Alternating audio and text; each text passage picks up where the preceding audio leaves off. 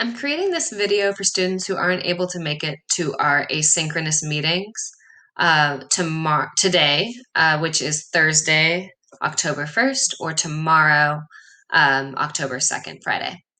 Uh, the purpose of this is that we can get started on our experimental design for our skill growth project. And we need to know a few things about variables before we can begin and before we're ready to start collecting data.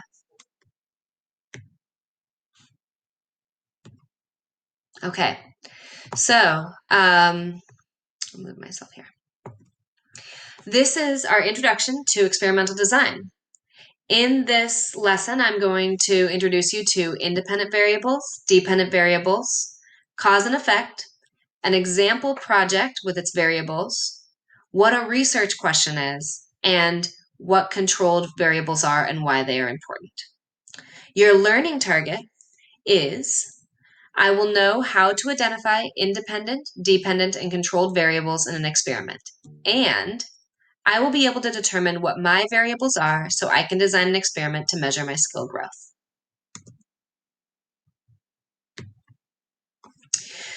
So quickly, the scientific method usually follows this pattern. It doesn't always, but often we start with an observation about something going on in the world.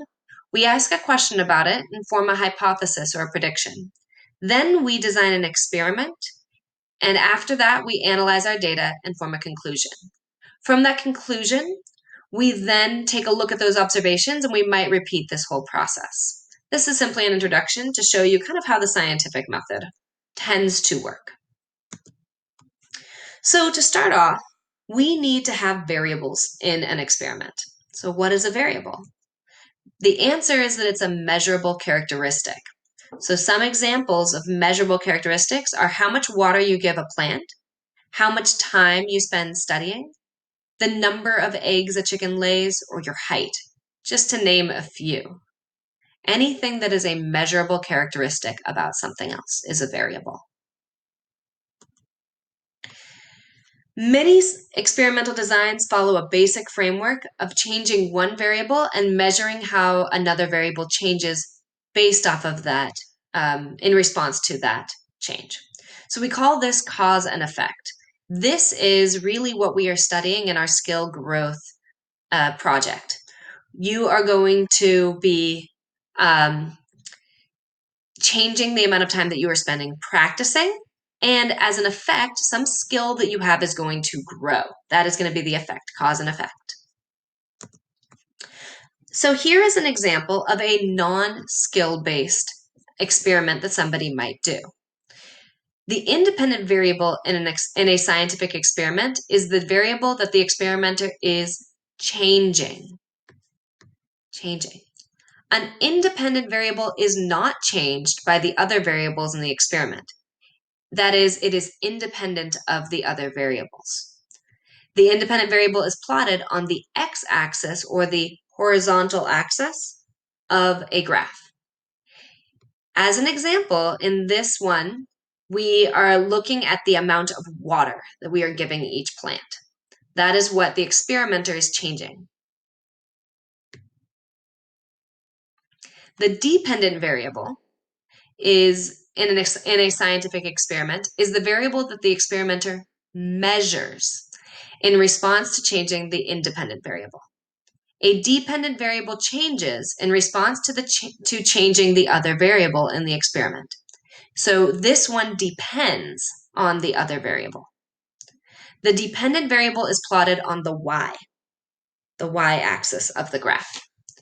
So in response to the amount of water, well, these kinds of things depend on that. The size of the plant, the number of leaves, and whether the plant is living or dead. This is dependent. Here's another way of looking at it. We have our independent variable, the thing that the experimenter is changing in each of these three pots is the amount of water. As a result of the water, the size of the plant is different, the number of leaves that it has is different, and whether it is living or dead.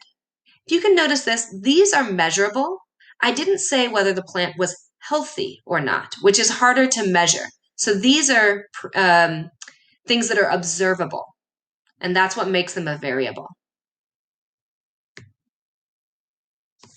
Again, this is a cause and effect relationship. In an experiment, a change in the independent variable causes a change in the dependent variable. Just want to make sure that we're really clear with that. This is the thing the experimenter changes. This is what the experimenter is measuring. Now, let's talk about the independent variable for our skill growth project.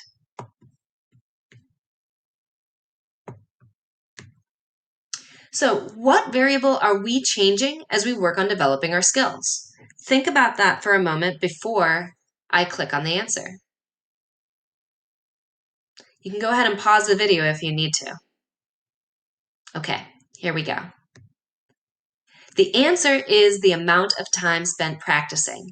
We all have the same independent variable, the amount of time spent practicing. Now, what is the dependent variable for our skill growth project? What variable are we measuring in response to increasing the amount of time we have spent practicing? Think about the answer to that one. Okay, ready? The answer depends on your skill and how you choose to measure it. Okay, we're going to have different dependent variables for this experiment. Here is an example, skill growth variables. I'm going to go ahead and throw myself over here now. I don't think I'll have to move myself around. So, for this example, the independent variable is the amount of time spent practicing. What's the dependent variable here? Well, this one is the distance I can walk across the slack line without falling. Now, the research question is the specific question that a scientific study aims to answer. Good research questions identify the independent variable and the dependent variable and focus on the relationship between the two. This is the general format right here for how to do that. How does the independent variable affect the dependent variable? Research questions can actually be kind of easy in this way. Let's take a look at this one. How does the independent variable affect the dependent variable? Take a moment and pause this video and see if you can fill in the blanks before I go on. Okay, I'm going to continue. So the research question here would be, how does the amount of water you give a plant, which will be the independent variable, affect the size of the plant, dependent variable? Notice we just picked one of those three things. We have one thing that'll be along the x-axis, that amount of water, and one thing on the y-axis, that would be the size. I keep moving myself around. Totally fine. Example skill growth variables. So, independent variable is the amount of time spent practicing. The dependent variable is the distance I can walk across a slack line without falling. So my research question, how does the blank affect the blank? Pause the video, see if you can fill that in before I click on the next one. Okay, here I go. How does the amount of time spent practicing affect the distance I can walk across the slack line without falling? There's our example research question. Okay, this is pretty important. In every experiment, we need to have some controlled variables. Controlled variables are any other variables that might affect the results of the experiment, so the experimenter must keep these constant. Okay, this is super important, and you need to be able to identify these for your skill. Here are some examples that fit with this experiment. So the amount of sunlight the plants get, and the amount of nutrients or fertilizer the plants receive. In order to truly be testing the amount of water that is being given to each of these plants, we have to keep these things the same for all three of these plants. They must all be exposed to the same amount of sunlight, and the type of soil that we're using in these pots has to be the same. So let's think about some of the controlled variables that would fit for this slack lighting example. So one would be the starting location. I'll always start walking from the same place on the line each time I measure distance. The reason this is an important uh, controlled variable is that it's actually much harder to walk in the middle of the line than it is up close to the tree because the line is a little bit looser down there. The amount of warm-up time.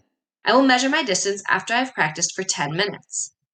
It's important to keep this one the same because I might get better as I'm practicing for longer, but there's kind of this warm up period that it takes to sort of get settled in.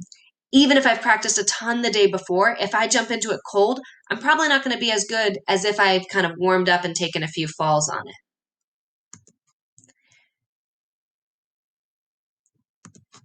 The weather. I will collect data when it's not raining if I can. I think that this one should be pretty obvious. If it's slick, if it's wet, I'm probably not going to do as well as I would if that line is dry. And finally, the tools that I'm using to measure. So I want to make sure that I'm having somebody track exactly where I end and that I'm using a measuring tape and I'm using those same units for measurement, inches. The reason that it might be good to have the same person track exactly where I stop is that Lee's going to have the same reaction time each time of really knowing where I am. And this might be better than me trying to guess how far I got on the line. Okay, now it's your turn. I don't know what to do with myself. Stick me down here. Okay, so you need to go to the announcement in Canvas and click on the link for the assignment that will take you to Google Classroom. Here's that link for Thursday. Notice it's also here for Friday for both classes. I'm going to be providing you with feedback in Google Classroom. It's an easier format for me to write you comments. And I will add your grade to Canvas so that all your grades are in one place. I will also be adding your grade to Synergy. You will be starting this assignment today and finishing it tomorrow during asynchronous/class time. I think I'm probably going to need to give you some time over the weekend, but the sooner you can get this into me, the more feedback I can give you, and the sooner that you can start on this project. This part got cut off down here, but this says step 1, go to the announcement. Step 2, click on the link to take you to Google Classroom. And then step 3 is to click on that document and start your project. Okay, good luck, have fun, and get this done.